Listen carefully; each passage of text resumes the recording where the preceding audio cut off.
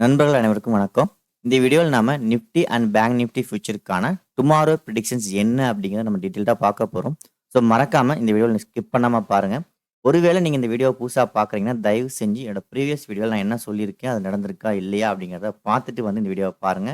அப்போ தான் உங்களுக்கு இந்த வீடியோ ரொம்ப யூஸ்ஃபுல்லாக இருக்கும். ஓகே, ஸோ இப்போ நாளைக்கான ப்ரிடிக்ஷன்ஸ் என்ன அப்படிங்கிறத டீட்டெயில்டாக பார்ப்போம். First Nifty future. So Nifty ஃபியூச்சரை பொறுத்த வரைக்கும் நம்ம ஏற்கனவே சொல்லியிருந்தோம். லாஸ்ட் வீடியோவை பார்த்தீங்கன்னா தெரிஞ்சிருக்கும். மார்க்கெட் வந்து டே டைம் ஃப்ரேம்க்கான டார்கெட்டை வந்து 22,230 ரீச் பண்ணிருச்சு.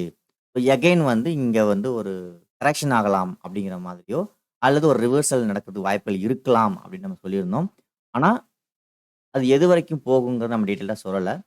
ஸோ இன்னைக்கு நம்ம அதை பார்க்க போகிறோம். ஸோ நம்ம எதிர்பார்த்த மாதிரி நம்மளோட லாஸ்ட் எஸ்டர்டே ப்ரிடிக்ஷன்ஸ் என்னன்னு பார்த்தீங்கன்னா, ஸோ இந்த கேண்டில் ஃபார்மேஷன்ஸ் சரியா இல்லை. ஸோ மோஸ்ட்லி நாளைக்கு இந்த ஹையை பிரேக் பண்ணி ஃபெயில்டு ஆகிட்டு இந்த லோக்கு கீழே க்ளோஸ் வைக்கிறதுக்கான பாசிபிலிட்டிஸ் நிறையா இருக்குது அப்படிங்கிற நான் தெளிவாக சொல்லியிருந்தேன். மறக்காமல் போய் அந்த வீடியோவை பார்த்துட்டு வந்து பாருங்கள். அப்போ தான் நான் சொல்லியிருந்தேன் நடந்திருக்கா நடக்கலைன்னு உங்களுக்கு தெரியும். ஓகே, ஸோ இப்போது அது இம்பார்ட்டன்ட் கிடையாது. இந்த லெவல் ஃபெயில்டு ஆயிருக்கு, இந்த ஹை ஃபெயில்டு. ஸோ நெக்ஸ்ட் இது எங்கே போக வாய்ப்புகள் அதிகம்? ஃபர்ஸ்ட் லெவலாக பார்த்தீங்கன்னா இந்த ரேஞ்சுக்கு வரதுக்கு பாசிபிலிட்டிஸ் இருக்கு.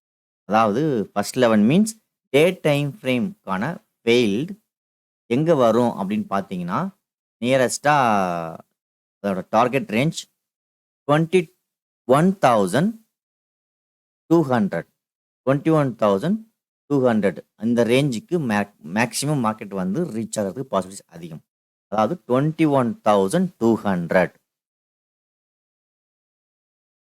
இந்த ஃபெயில்டுக்கான first target for day time frame. But ஆனால் இது இவ்வளோ குயிக்காக இந்த ஏரியாவுக்கு ரீச் ஆகணுங்கிற கட்டாயம் இல்லை. ஏன் அப்படின்னு பார்த்தீங்கன்னா, இந்த ஏரியாவில் ஒரு ஃபெயில்டு, இந்த ஃபெயில்டு என்ட்ரியை பார்த்தீங்கன்னா எவ்வளோ நாட்களுக்கு பிறகு தான் இந்த ஏரியாவுக்கு டார்கெட் ரீச் ஆச்சு. நீங்கள் நோட் பண்ணியிருப்பீங்க, ரெகுலராக வாட்ச் பண்ணுறவங்களுக்கு தெரியும்.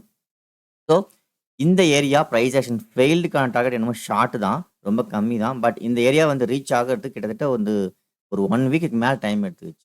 சரிங்களா? ஸோ அது போல் இந்த ஃபெயில்டு, பட் இந்த ஃபெயில்டு குயிக்காகவும் வரலாம். எதுவுமே மார்க்கெட்டை பொறுத்த வரைக்கும் குயிக்காக வருமா லேட்டாக ஆகுமா அப்படிங்கிறது நமக்கு தெரியாது. பட் ஷார்ட் டைமில் ஒரு ஷார்ட் டேர்ம் அனாலிசிஸ் பார்த்தோம்னா ஒரு டே டைம் ஃபெயில்டு 21,200க்கு வரத்துக்கான இண்டிகேஷன் நமக்கு இப்போ கொடுத்துருக்கு. இப்போ என்னன்னா, இந்த ஃபெயில்டு இந்த ரேஞ்சுக்கு வரணும், கண்டினியூவாக ஃபால் ஆகி வரலாமா அல்லது ரீட்ரேஸ்மெண்ட் போயிட்டு வரதுக்கு வாய்ப்புகள் இருக்கா அல்லது ஃபெயில்டு ஆகலாமா? 3 பாயிண்ட் ஆஃப் வியூவில் நமக்கு டே டைம் ஃப்ரேம் நமக்கு ஷோ பண்ணுது. அதாவது என்னன்னா, இங்கேருந்து கண்டினியூவாக ஃபால் ஆகி டார்கெட் ரீச் பண்ணுமா அல்லது ரீட்ரேஸ்மெண்ட் போயிட்டு எகைன் ஃபால் ஆகுமா அல்லது எஸ்எல் ஹிட் ஆகி பை கண்டினியூ ஆகுமா? இது என்ன நடக்க வாய்ப்புகள் இருக்கு? இந்த ஃபெயிலியரை ஃபெயில்ட் ஆகிட்டு பை போகுமா அப்படிங்கிறத பற்றி பார்க்க போகிறோம். ஸோ இதுக்கு நமக்கு ஆன்சர் ஸ்மால் டைம் ஃப்ரேமில் தான் கிடைக்கும். நம்ம அந்த ஸ்மால் டைம் ஃப்ரேம் அனாலிசிஸ் இப்போ நம்ம போவோம். சரிங்களா? First 30 minutes time frame. இது வந்து இன்ட்ராடே டைமுக்கும் யூஸ்ஃபுல்லாக இருக்கும். ஸோ 30 மினிட்ஸ் டைம் ஃப்ரேம் இப்போ அனலைஸ் பண்ணலாம்.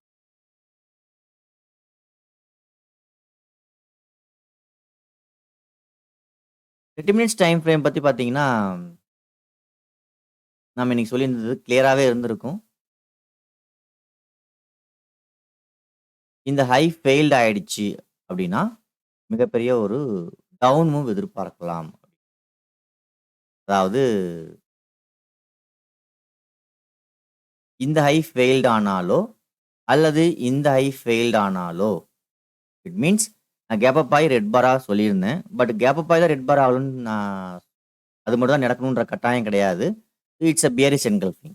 கேப் அப் ஆகி ரெட் பாராக விழுந்தாலும் வாய்ப்புகள் இருக்குது அப்படின்னு நான் சொல்லுவேன். அதே போல் வந்து கேப் அப் ஆகி ரெட் பாராக விழுகிறதுக்கு பதிலாக இங்கே என்ன நடந்திருக்குன்னு பார்த்தீங்கன்னா பியரிஷ் என்கல்ஃபிங். அதாவது இந்த ஹையை பிரேக் பண்ணி பியரிஷ் என்கல்ஃப். ஸோ இந்த இடத்துல இதுவும் ஃபெயில்டு தான். சரிங்களா? ஸோ இது வந்து கேண்டில் 6 பேட்டர்ன்ஸ் தெரிஞ்சவங்களுக்கு நல்லாவே தெரியும். கரெக்டாக வந்து இந்த இடத்துல வந்து பியரிஷ் என்கல்ஃபிங் கொடுத்துட்டு இந்த ஹையையும் ஃபெயில்டு ஆக்கிட்டு இந்த ஹைக்கு நல்லா ஸ்ட்ராங்கஸ்டாக ஃபெயில்டை கொடுத்துட்டு ரீடெஸ்ட் போயிட்டு எகைன் வந்து ஒரு நல்ல ஒரு ஃபால். கரெக்ட்டா இந்த ஏரியால இன்ட்ராடே டார்கெட்ட புக் பண்ணியிருந்தோம். டெலகிராம் சேனல் ஃபாலோ பண்றவங்களும் புக் பண்ணியிருந்தாங்க. ஸோ, இப்ப நம்ம பொசிஷனும் ஹோல்டு பண்ணியிருக்கோம். அதாவது நிஃப்டி ஃபியூச்சர் புட் ஆப்ஷன் சைட்ல ஹோல்டு பண்ணியிருக்கோம். ஸோ, இப்ப என்ன அப்படின்னு பார்த்தீங்கன்னா, 21,200 ரீச் பண்ணணும். டே டைம் ஃப்ரேம்ல அப்படின்னா, என்ன நடக்கலாம்ன்றத ஃபர்ஸ்ட்டு பார்க்க போறோம். ரீட்ரேஸ்மென்ட் போயிட்டு வர்றதுக்கு வாய்ப்புகள் இருக்கா? அல்லது கன்டினியூவா ஃபால் ஆக போதா? அப்படிங்கிறத நம்ம ஸ்மால் டைம் ஃப்ரேம் அனலைஸ் பண்ண போறோம் அப்படின்னு சொல்லியிருந்தேன். ஸோ, இப்ப என்னன்னா, இப்போ நம்ம நோட் பண்ணக்கூடிய முக்கியமான லெவல்ஸ் 21,100 சாரி 22,100. ஓகே. நோட் பண்ணிக்கோங்க. 22,100 இந்த லெவலுக்கு மேல பிரைஸ் ட்ரேட் ஆக ஆரம்பிச்சது அப்படின்னா, அதுவும் ஓப்பன் கேண்டிலே இந்த கிரீன் கேண்டிலுக்கு மேல பிரேக் ஆகி ட்ரேட் ஆச்சு. ஃபெயில் ஆகாம இருந்ததுன்னா, ஞாபகம் வச்சுக்கோங்க. அதாவது இந்த கிரீன் கேண்டிலோட ஹை ஓப்பன் கேண்டிலே பிரேக் ஆயிடுச்சு. ஹை பார்த்தீங்கன்னா 22,120 சரிங்களா? 22,120 மார்க்கெட் வந்து இந்த ஹைய வந்து பிரேக் பண்ணி ஃபர்ஸ்ட் கேண்டில் ட்ரேட் ஆக ஆரம்பிச்சது அப்படின்னா, ஃபெயில்ட் ஆகாம இருந்ததுன்னா, ஞாபகம் வச்சுக்கோங்க. ஃபெயில்ட் ஆனா இட்ஸ் நாட் வேலிட். ஞாபகம் வச்சுக்கோங்க. ஃபெயில்ட் ஆகக்கூடாது. கேப் அப் ஆகி கிரீன் பேராவோ ட்ரேட் ஆயிட்டு இருக்கு. ஃபார் எக்ஸாம்பிள் 22,200 பிரேக் பண்ணி ட்ரேட் ஆயிட்டு இருக்கு அப்படின்னு வச்சுக்கோங்க. ஸோ, இந்த ஹை வந்து ஃபெயில்ட் ஆகல, ட்ரேட் ஆயிட்டு இருக்குங்கிற பட்சத்தில் மார்க்கெட் வந்து கன்டினியூ அப் டு ரீட்ரேஸ்மென்ட் போறதுக்கு சான்சஸ் இருக்கு. ஓகேவா? அதாவது ஃபர்ஸ்ட் கேண்டில் 22,200க்கு மேல பிரேக் ஆகி ட்ரேட் ஆச்சு. ஃபெயில்ட் ஆகாம இருந்தது அப்படின்னா, it's go up to again 22,250 வரைக்கும் போறதுக்கு சான்சஸ் இருக்கு. ஞாபகம் வச்சுக்கோங்க. It's a retracement. ஓகே. இந்த நேரத்துல பிரேக் ஆகி சஸ்டெயின் ஆயிடுச்சுன்னா, அப் டு அப் மூவ்மெண்ட் எது வரைக்கும் போகலாம்? 22,250 வரைக்கும் போகலாம். சரிங்களா? இந்த செட்டப் நடந்தால் மட்டும் தான் இந்த ஹைக்கு போறதுக்கு சான்சஸ் இருக்கு. ஒருவேளை மார்க்கெட் ஓப்பன் கேண்ட்லயே பிரேக் ஆகி ஃபெயில்ட் ஆயிடுச்சு அப்படின்னா, பிரேக் ஆயிடுச்சு. சப்போஸ் ஃபெயில்ட் ஆயிடுச்சு அப்படின்னா, அகைன் இந்த லோவ பிரேக் பண்ணி டவுன் மூவ் ஆகிறதுக்கு பாசிபிலிட்டிஸ் அதிகம். ஒருவேளை இந்த செட்டப் நடந்து ஃபெயில்ட் ஆகி கீழ பிரேக் ஆயிடுச்சு அப்படின்னா, 21,600 இன்ட்ராடே டைம் ஃப்ரேம் டார்கெட்டா ரீச் ஆகிறதுக்கு வாய்ப்புகள் அதிகம். இந்த லெவலுக்கு கீழ மார்க்கெட் பிரேக் ஆயிடுச்சு. ஓப்பன் கேண்டில் பிரேக் ஆனாலும் ஓகே.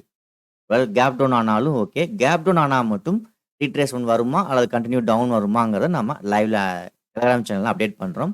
பட் இந்த செட்டப் ஓப்பன் கேண்டிலே வந்து டுடே லோ வந்து பிரேக் ஆகி ட்ரேட் ஆனாலும் சரி, அல்லது இந்த ஹைய வந்து பிரேக் பண்ணி ஃபெயில்ட் ஆகி வந்து இந்த லோ பிரேக் பண்ணாலும் சரி, எது வரைக்கும் போகலாம்? இன்ட்ராடே டார்கெட் பார்த்தீங்கன்னா 21,630 வரைக்கும் போறதுக்கு சான்சஸ் இருக்கு. ஓகே. ஸோ, இப்போ நாம இந்த அனாலிசிஸ்ல என்ன தெரிஞ்சுக்கிட்டோம் அப்படின்னா, ரீட்ரேஸ்மென்ட் போகணும் அப்படின்னா, இந்த ஹைய பிரேக் பண்ணி ஃபெயில்ட் ஆகாம இருந்தால் அப் டு 22,250 வரைக்கும் போகலாம். ஓகேவா? அப்படி பிரேக் ஆகி ஃபெயில்ட் ஆச்சு அப்படின்னா, அகைன் வந்து டவுன் மூவ்மெண்ட் கன்டின்யூ ஆகும். அது எது வரைக்கும் பார்த்தீங்கன்னா, மோஸ்ட்லி ஃபர்ஸ்ட் லெவலா வந்து 21,630 அதன் பிறகு வேணா டே டைம் ஃப்ரேம் டார்கெட்டுக்கு போகலாம். ஸோ, ரொம்ப லாங்கா இருக்கனால நம்ம அடுத்த வீடியோல நாம அத பார்ப்போம். சரிங்களா? ஸோ, இப்போ நிஃப்டி ஃபியூச்சர்க்கான அனாலிசிஸ் கம்ப்ளீட் ஆயிடுச்சு. கேப் டவுன் ஆனா மட்டும் லைவ்ல நான் டெலகிராம் சேனல்ல அப்டேட் பண்றேன். தேவைப்படுறவங்க டெலகிராம் சேனலுக்கான லிங்க் வீடியோ டிஸ்கிரிப்ஷன்ல குடுத்துருக்கேன். போய் ஜாயின் பண்ணிக்கோங்க. Okay. So, next bank Nifty. இப்போ பேங்க் நிஃப்டி வந்து இம்பார்ட்டன்டான செட்டப்ல இருக்குன்னு நான் நேத்தே சொல்லியிருந்தேன். ஸோ, அதையும் நம்ம இப்ப பார்ப்போம். இப்ப பேங்க் நிஃப்டிய பொறுத்தவரைக்கும் என்னென்ன செட்டப்ஸ் இருக்குங்கிறத தெரிஞ்சுக்கோங்க. ஸோ, அது இந்த லைன்ல வரைஞ்சிருவோம். பேங்க் நிஃப்டி வந்து புதுசா பார்க்குறீங்க அப்படின்னா, என்னோட வீக்லி ட்ரெண்ட் அனாலிசிஸ்ல பேங்க் நிஃப்டிய வந்து போய் பாருங்க. ஏற்கனவே இங்க போயிட்டு இருக்கிறது ரீட்ரேஸ்மென்ட் தான். டே டைம் ஃப்ரேம் செல்ல இருக்குன்னு நான் கிளியரா சொல்லியிருந்தேன். ஸோ, கரெக்ட்டா ஏன் செல்ல இருக்குன்னு சொல்லியிருந்தேன், என்ன ரீசன் அப்படிங்கிறதையும் உங்களுக்கு எக்ஸ்பிளைன் பண்ணியிருந்தேன். அந்த டீட்டெயில்டு வீடியோவ போய் செக் பண்ணிக்கோங்க. ஸோ, ஃபர்ஸ்ட் ஆஃப் ஆல் வந்து டே டைம் ஃப்ரேம் செல் ட்ரெண்ட்ல இருக்கு. மந்த்லி ஃபெயில்ட் ஆயிருக்கு. Weekly also failed. அப்படி நான் கிளியரா அந்த வீடியோல சொல்லியிருக்கேன். போய் பாருங்க தெரியும். ஓகே. இப்போ அகைன் டே டைம் ஃப்ரேமோட ரீட்ரேஸ்மெண்ட் ஏரியாவுக்கு ரீச்சும் ஆயிடுச்சு. அதே போல சைட்வே மோஸ்ட்லி ஃபெயில்டு தான் ஆகும்னு சொல்லியிருந்தேன். அதையும் பாருங்க. உங்களுக்கு டீட்டெயிலா தெரியும். ஓகே. அதே போல இன்னைக்கு மார்க்கெட் வந்து sideway, down trend sideway. Okay. Down trend sideways போயிட்டு இந்த பீக்க பிரேக் பண்ணிட்டு டேவோட ரெசிஸ்டன்ஸ்ல கெப் ஆயிட்டு க்ளோஸ் வச்சிருக்கு. It's failed. ஓகே. பட் இது நமக்கு ஸ்மால் டைம் ஃப்ரேம் சப்போர்ட் பண்ணியிருக்காங்கிறத இப்ப பார்க்கணும். ஸ்மால் டைம் ஃப்ரேம் சப்போர்ட் பண்ணியிருக்கா அப்படிங்கிறது தெரிஞ்சால் மட்டும் தான் லாங் டார்கெட் போகிறதுக்கு பாசிபிலிட்டிஸ். ஓகே. பட் என்னோட பாயிண்ட் ஆஃப் வியூல நாளைக்கு ஒரு பிக் செல்லிங் பேங்க் நிஃப்டில நடக்கலாம். ஓகேவா? பார்ப்போம். கேப் டவுன் ஆனா கேப் டவுனை பத்தி நம்ம யோசிக்கலாம். பட் கேப் டவுன் ஆகிறதுக்கு பாசிபிலிட்டி இருக்கு. நிஃப்டி அண்ட் பேங்க் நிஃப்டி 2லயுமே. கேப் டவுன் ஆனா மட்டும் நம்ம லைவ்ல தான் அனலைஸ் பண்ண முடியும். ஸோ அதை நான் டெலிகிராம் சேனல் அப்டேட் பண்றேன். ஓகேவா? ஸோ இப்போதைக்கு நிஃப்டி அண்ட் பேங்க் நிஃப்டில செல்லிங்க்கு தயாரா இருக்கு. இதுலயும் ரீட்ரேஸ்மென்ட் போயிட்டு இந்த ட்ரெண்ட் லைன்லயும் ஹாரிசான்டல் லைனும் அதாவது ரெசிஸ்டன்ஸ்ல ரீட்ரேஸ் பண்ணிட்டு ஃபால் ஆகுதா அல்லது டைரக்டா ஃபால் ஆகுதா அப்படிங்கிறத நம்ம இப்போ ஸ்மால் டைம் ஃப்ரேம் அனலைஸ் பண்ண போறோம். சரிங்களா? இப்போ small time frame as usual 30 minutes time ஃப்ரேம்ல பார்ப்போம்.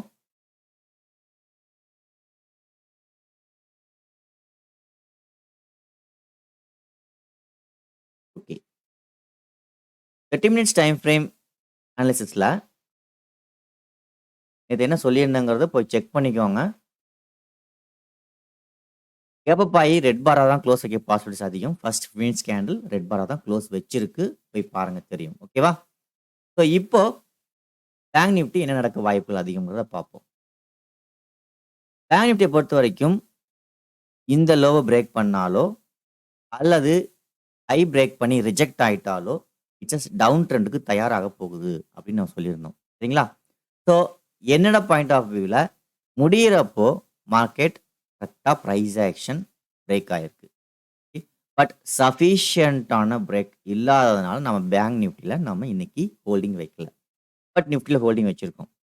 ஓகேவா? இப்போ மார்க்கெட் ரீட்ரேஸ்மெண்ட் போயிட்டு ஃபால் ஆகுமா அல்லது டைரக்டா ஃபால் ஆகுமா? எந்த மாதிரி வியூவில் பார்க்கலாம்.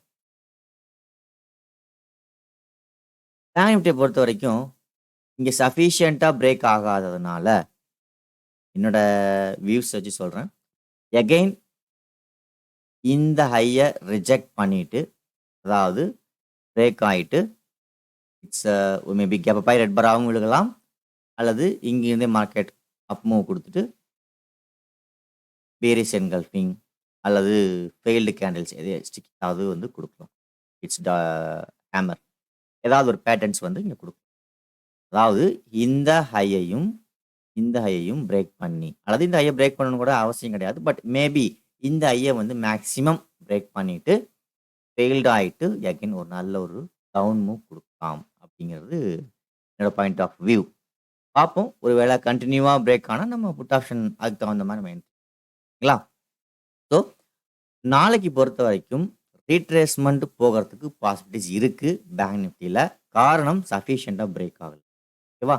ஒருவேளை மார்க்கெட் நாளைக்கு டுடே லோவை எகைன் பிரேக் ஆகிட்டு ஆச்சு அப்படின்னா கண்டினியூவாக எகைன் பிரேக் ஆகி ஃபெயில்ட் ஆகாமல் ட்ரேட் ஆச்சு அப்படின்னா எகைன் இட்ஸ் வில் டவுன் வரதுக்கு பாசிபிலிட்டிஸ் அதிகம். அது இன்னொரு வியூ இருக்கு, அதையும் நான் சொல்லிடுறேன். ஒருவேளை ஓப்பன் கேண்டிலே வந்து க்ரீன் பார் வச்சு இதோட ரேஞ்சுக்கு மேலே க்ளோஸ் வச்சிருச்சு அப்படின்னா கண்டிப்பாக இது ரீட்ரேஸ்மெண்ட் இது வரைக்கும் வரதுக்கு சான்சஸ் இருக்கு. ஓகேவா?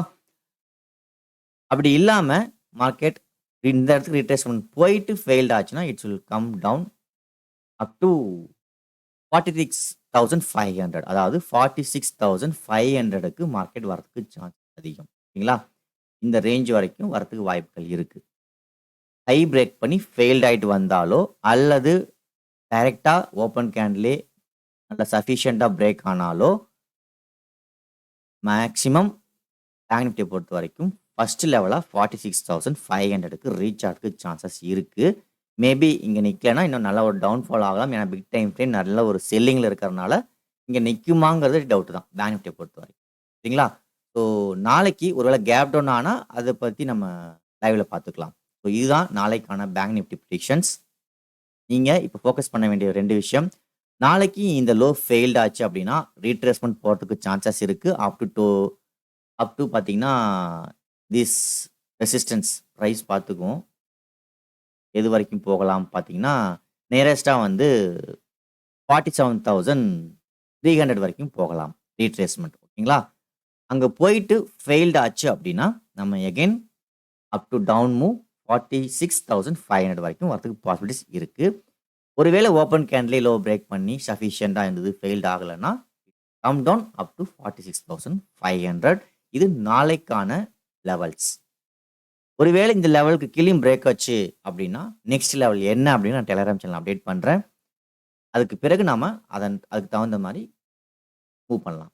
ஓகே, ஸோ இதுதான் நிஃப்டி அண்ட் பேங்க் நிஃப்டிக்கான ப்ரிடிக்ஷன்ஸ். ஸோ உங்களுக்கு இந்த அனாலிசிஸ் கண்டிப்பாக பிடிச்சிருக்குன்னு நான் நம்புகிறேன். ரெகுலராக ஃபாலோ பண்ணுறவங்களுக்கும் வீடியோ வந்து நல்லா பிடிச்சிருக்குன்னு நான் நம்புகிறேன். பட் என்ன ஒரு விஷயம்னா நிறைய நண்பர்கள் ஷேர் பண்ண மாட்டேங்கிறீங்க வீடியோஸை. ஏன்னா ஷேர் பண்ணியிருந்தா கண்டிப்பாக சப்போர்ட் டிஸ்டன்ஸ் மட்டும் சொல்கிறாங்க. அந்த யூடியூப் வீடியோஸ்லாம் வந்து நல்லா பாப்புலர் ஆகுது. சப்ஸ்கிரிப்ஷன் நிறைய இன்க்ரீஸ் ஆகிறாங்க. பட் இவ்வளோ தூரம் நம்ம ரிஸ்க் எடுத்து அனாலிசிஸை ஃபாலோ பண்ணுறவங்களுக்கு நல்லாவே தெரியும். பட்டு ஏன் வந்து ப்ரொமோட் பண்ண மாட்டேங்கிறீங்கன்னு தெரியல. மேபி உங்களுக்கு ப்ரொமோட் பண்ண விருப்பம் தான் பண்ணுங்க. பட் என்னோட பாயிண்ட் ஆஃப் வியூலேருந்து என்ன சொல்கிறேன்னா,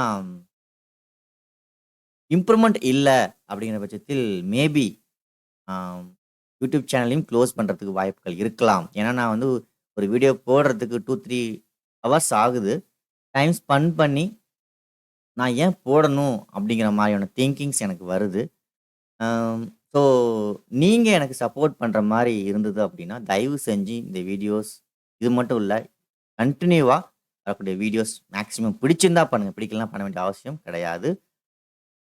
ஷேர் பண்ணி நிறைய நண்பர்களுக்கு சப்போர்ட் பண்ணுங்கள், ரெக்கமெண்ட் பண்ணுங்கள். ஸோ தேங்க்யூ ஃபார் வாட்சிங்.